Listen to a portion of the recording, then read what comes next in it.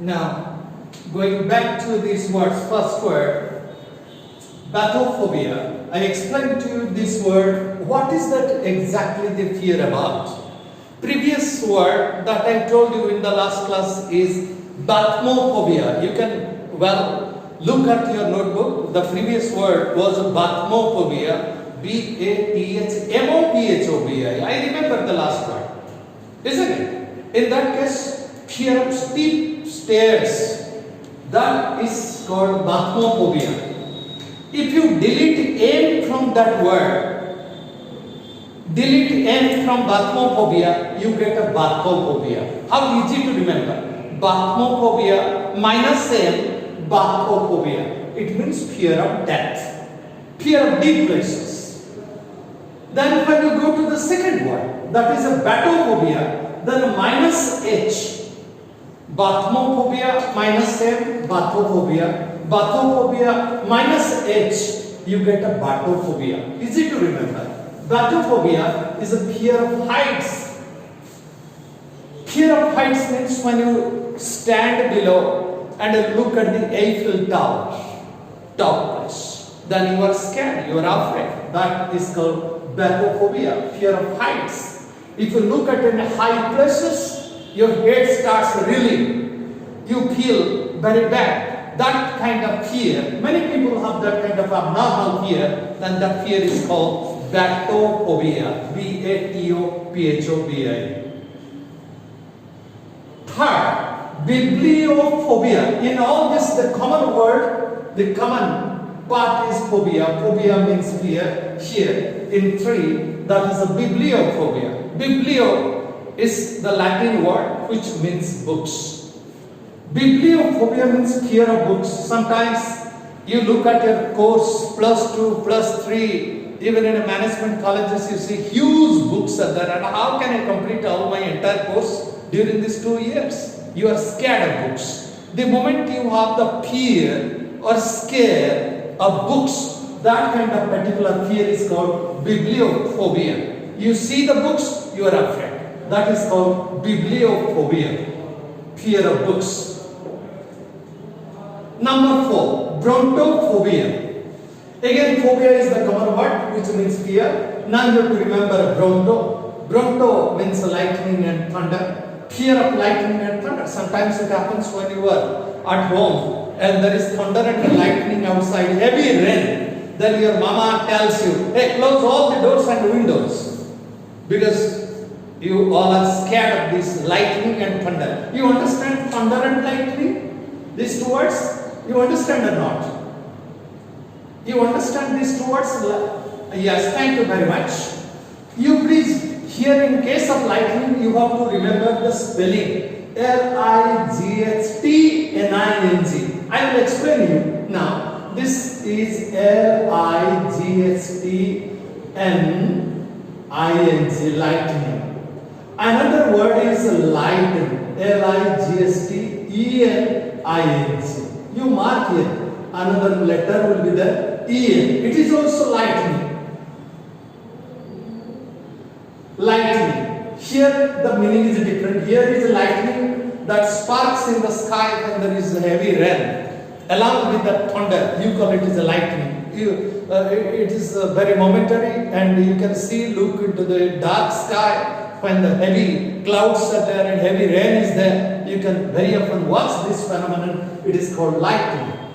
But the other word, L-I-G-H-T-E-N-I-N-G. You see, E will be inserted before E-N. Lightning means, I want to lighten your burden. You see, heavy, you understand that word heavy? This box is very heavy for me to lift. I cannot lift this box. It is very heavy. Heavy opposite light. You take light food. Light food means, is it bright? Bright food? Dazzling food? No. Light food means it is not heavy food. So, heavy opposite light, when you use, you make the verb is a lightning. L-I-G-H-T-E-N-I-N-G. You mark this. But here E is not there in this case of lightning. Many students commit the mistakes here in spelling. So, fear of lightning and thunder, you use that word brontophobia. If somebody is afraid of lightning and thunder, you come in.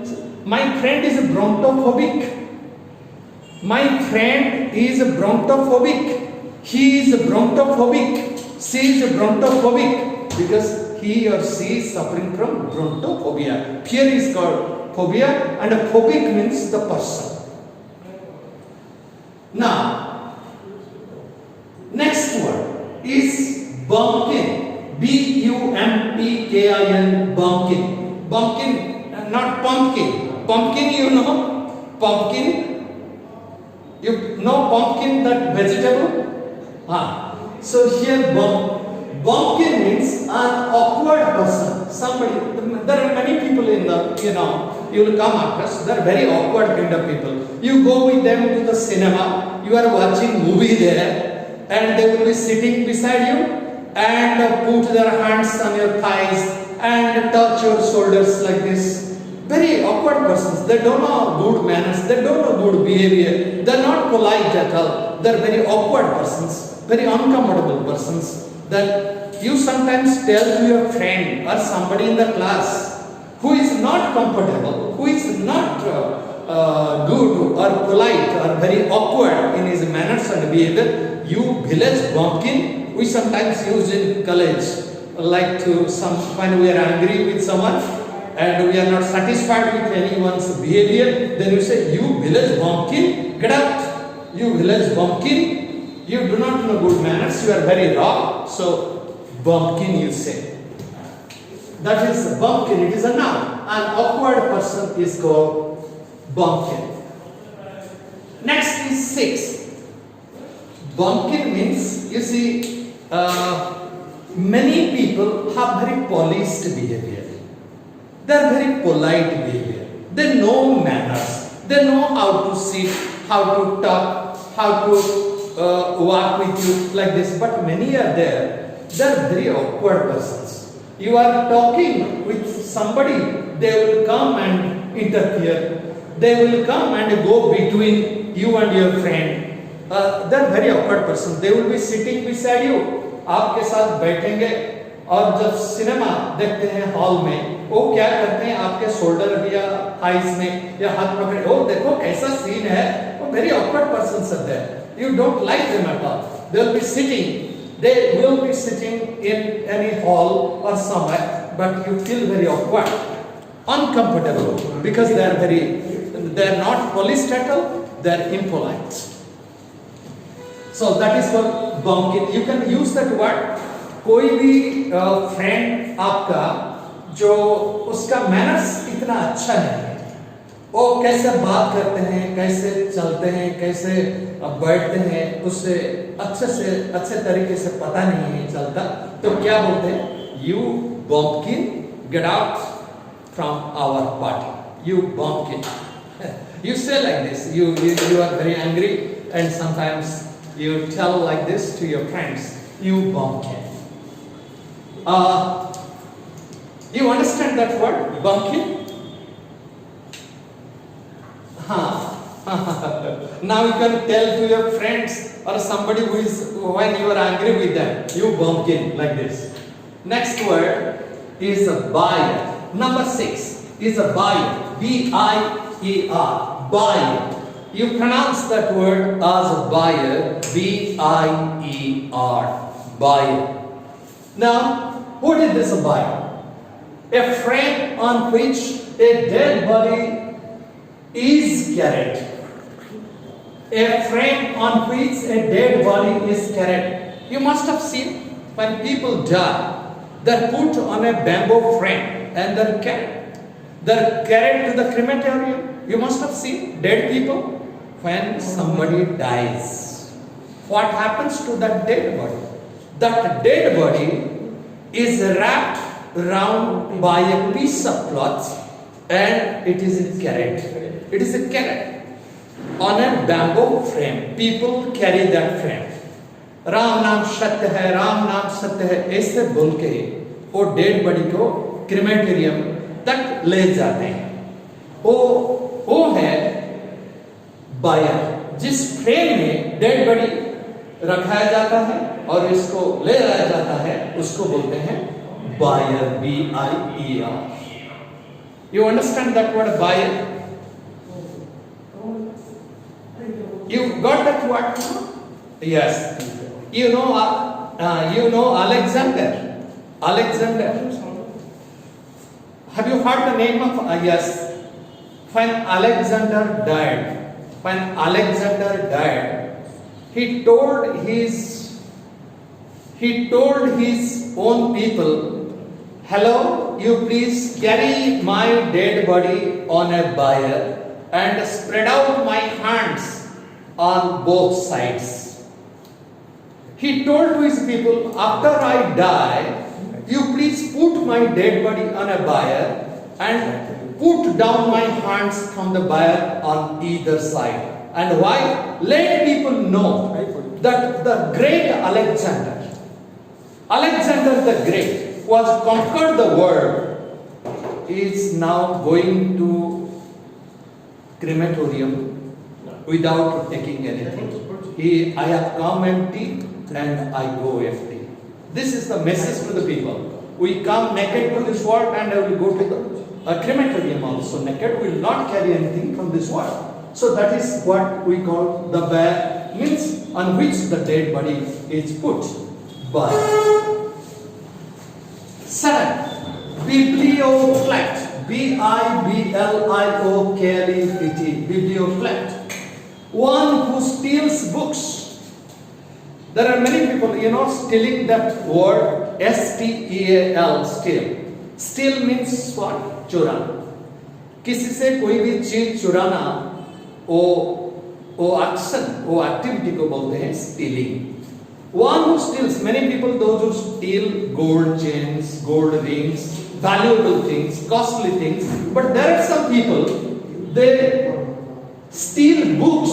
They come to your home and while they go to the library, and when they return from the library, they put some books or pages of the books under their dress and come out. I have visited Banivare Library. I have gone to many library also, but only in the catalog, the register names of the books are there, but actually the books are not there. When I ask the librarian, they tell me that actually many people come here and steal the books. We do not check them. So the people who steal books, you call them biblioclect. You please remember this word biblio is number 7 and this is number 3, please. Biblio, say. Biblioclect.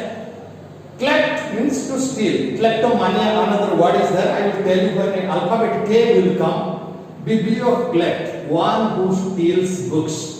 Sometimes it happens when we are staying in the hostel, many people come, they find some valuable book with you, they take it hidden and they don't return. Then you call him, "Hey, he is a biblioclect. She is a biblioclect." You can say like this. You can use that word like this. Biblioclect. Number 8. Cannibal. C-A-N-N-I-B-A-L. One who eats human flesh. Flesh, you understand? Flesh. F-L-E-S-H. If you take out the skin, what we get inside? Flesh is there. So that is called flesh. One who eats human flesh is called cannibal. You see, in flesh, suppose skin is there on your body. If we peel the skin, take away our skin, inside what we find? Flesh is there. If any animal dies, if the skin is taken, then what is left? That is called flesh. F-L-E-S-H. You go to take mutton, meat, M-E-A-T, meat, M-E-A-T. You see, on Sunday your papa goes to the market to buy this mutton. This is meat, M-E-A-T. And that is called flesh. Flesh and blood. Blood is there in our body. Flesh is there. Skin, this is skin. Under the skin, it is flesh. You understand that? Word flesh? Human flesh. Man's flesh. One who eats human flesh is called meat. one who eats human flesh is called a cannibal. If you go to Indonesia is, that's an archipelago, a group of islands is there. There are some people there living. They are called Korowai people. And how they are man-eaters. Suppose you go to that island without taking their permission. If you stay there, sleep somewhere, what they will do? They will come, they will feel that you are their enemy. At night, they will take away or eat your flesh, these Korowai people. So, when all of a sudden at night you get up, you find your hand is not there. People are eating that. So, man-eaters, you call them cannibal. C-A-N-N-I-B-A-L. You will come up with this word in your zoology class also. In your biology, you will come up with this word cannibal. One who eats human flesh. Are you clear about 8? Did you understand that word 8? Cannibal? Okay. Now I will go straight to 10. I am omitting now 9.